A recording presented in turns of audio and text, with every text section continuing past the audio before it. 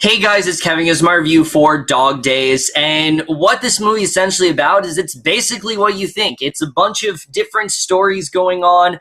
They're all these people in LA and things like that. They're all pretty much connected by their dogs. Some of them find love, some of them find happiness, and all these various things go on, and now you have your movie. And as you guys can imagine, I really was not that excited for this film. This just looked like another one of those really dumb romantic comedies that was didn't really have much of a focus. It just was there because it wanted to have all this talent and wanted to tell all these different stories. And it seemed like the film was really just kind of banking off just the cuteness of a dog. And that's really all it was trying to do. Just basically show you this really adorable dog. And that's really all the film was. And while that is definitely true to an extent, this film is not as bad as I think it could have been. That being said, it's not at all a good movie. Dog Days is a very, very poor excuse for a film for sure. It's very unfocused, but we're just going to enter right now. Now, in terms of acting,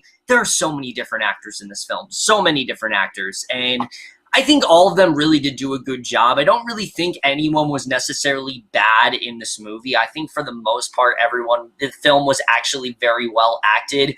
The standout without a doubt is Cephas Jones. I think he did such a great job in this film, particularly a monologue he has towards the end of this film.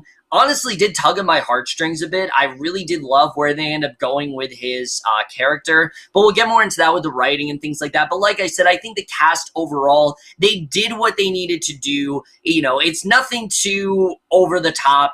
They you know, for the most part, I think played their parts well, and they're definitely not the problem here. The problem with this movie is the directing. Ken Marino is a director that I do in fact respect. He's someone who's from Wet Hot American Summer. I think he's very talented, and I don't really know what happened here because he does not seem to know what he wants this movie to be. Does he want this to be a romantic comedy? Does he want this to be more of a dramedy?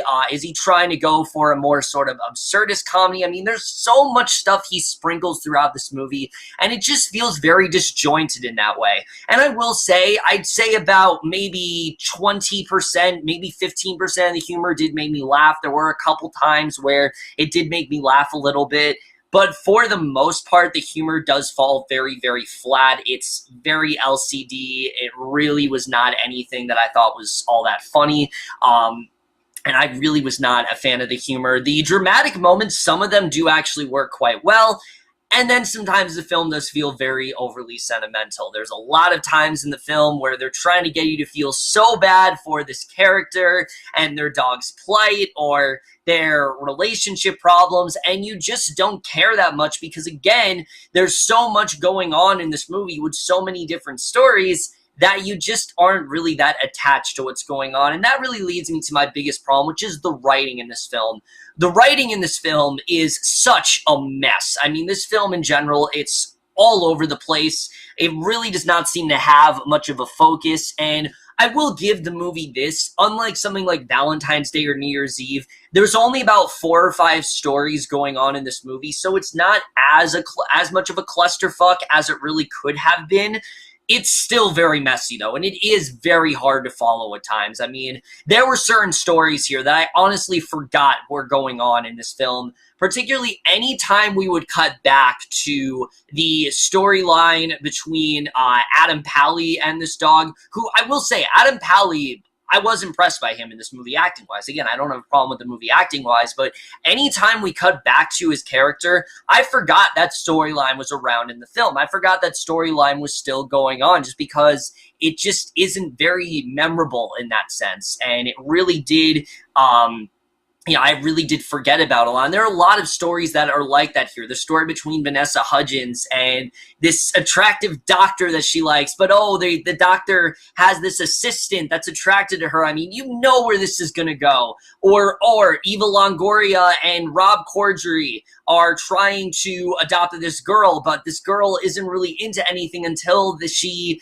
finds this dog, and you know exactly where this is going to go. Or Nina Dobrev and this news anchor that she doesn't really click with at first, but then they start to connect, and you guys know where all these stories are really going to go. They're just not very interesting. They're very easy to get taken out of, and they're just not very well written. And I'm fine with a story being predictable. I don't have a problem with that if the predictableness is what I actually want to happen. Unfortunately, the predictableness in this film is just very, very surface level, and there just isn't really a lot of interesting places this movie does go, aside from one story. The only story I really latched onto in this film was the storyline between Ron Cephas Jones and Finn Wolfhard.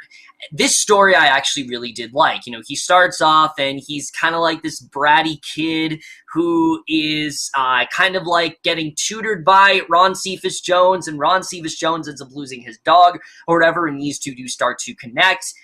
But then the film starts to get a little more in depth with why Ron Cephas Jones cares so much about this dog, and sort of like the relationship these two really do grow into. I really started to latch onto. Unfortunately, this is the storyline the film does focus on the least until the third act. It's really the third act when this storyline starts to get more of a focus, but prior to that, the film is much more focused on just these really dumb relationship storylines that I really didn't care about. I really found myself taken out of it very often, and honestly, you could have had a whole movie just around that one story. And you know how? Well, Eva Longoria's story is actually connected to Ron Cephas Jones, because Ron Cephas Jones ends up losing his dog, and Eva Longoria and her family, they end up finding said dog, and they end up, you know, adopting this dog, not knowing who the owner is and things like that. So you still could have had that going on. You still could have had that in there, and you could have followed just these two stories,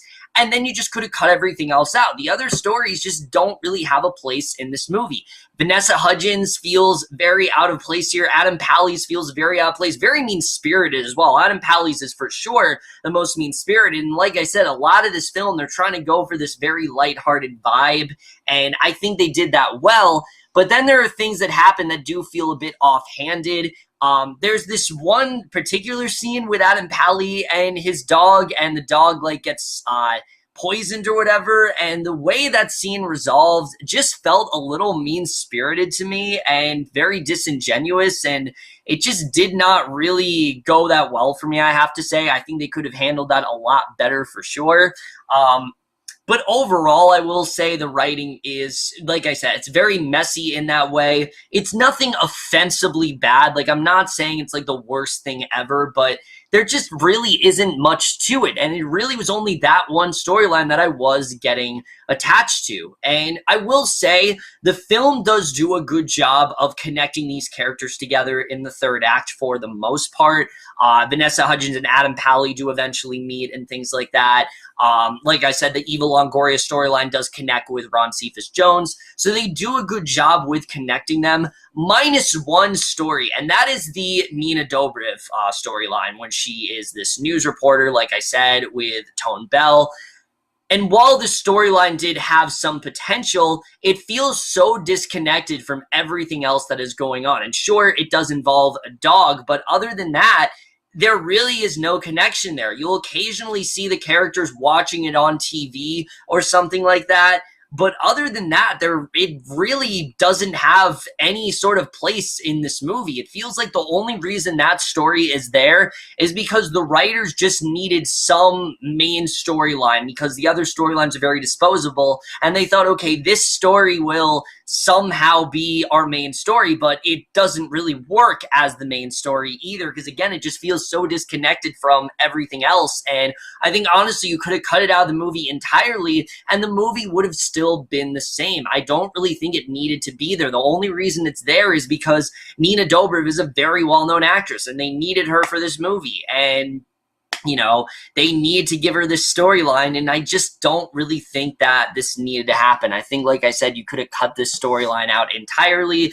and it really would not have made that much of a difference, and it really would not have done much of anything. And again, I'm not saying any of these storylines are necessarily awful. There really isn't one I hated per se. I just didn't really care about much of them. It was really only that one story with Ron Cephas Jones and Finn Wolfhard that I actually did feel some sort of connection to. Everything else just felt very disposable in that way. The cinematography, this film does look okay, I guess. It looks fine, you know, it looks like a Lifetime movie at points, but it looks alright, I guess, you know. The score very much feels like a Lifetime movie, very overly sentimental. I will say, Adam Pally character plays in this band, and the songs that the band play, and especially this girl that he was experimenting certain song lyrics with, I actually really did like their portions in the film. I actually did like their music that they provided, but other than that, I really didn't think much of the score at all. It's whatever. It's a thing. It's there.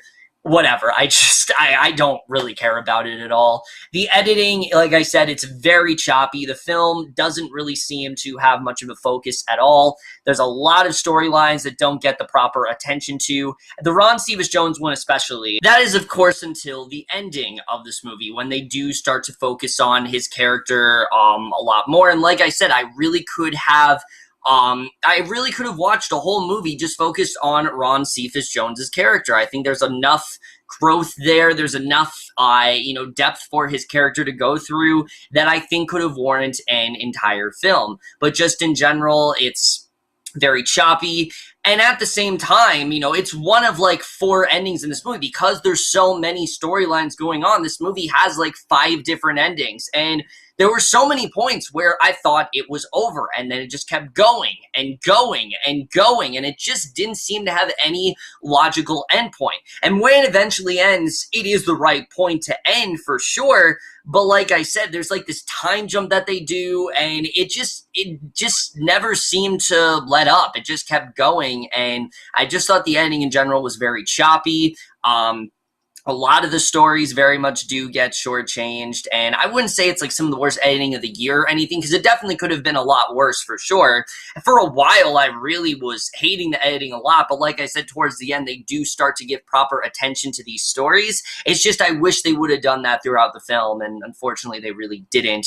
Overall, Dog Days, it's a very disposable film. It's not as bad as I think it really could have been. It's definitely not like Valentine's Day or something like that. It's much better than those films, but it's also nothing really that great either. I honestly was quite bored throughout a lot of this movie, minus that one storyline that I did overall really enjoy. There are some good performances overall. There's some occasional humor that did make me laugh. There are some jokes that are slid in there that I did overall enjoy. But just in general, it's nothing I really would recommend. It's nothing you really have to go rush out and see. It's good for families. There were kids in my audience, and they seem to be enjoying it overall. But if you have kids, I would say take them to see something like Christopher Robin or even Teen Titans Go to the Movies over something like Dog Days. It's just very disposable. It's definitely an August film. Like, you can tell we're in August for sure. This is just a very easy watch, definitely. It's nothing really that I think you need to really rush out and see. And just in general, it just ends up being a very generic film. And because that, I am going to give Dog Days overall a C-.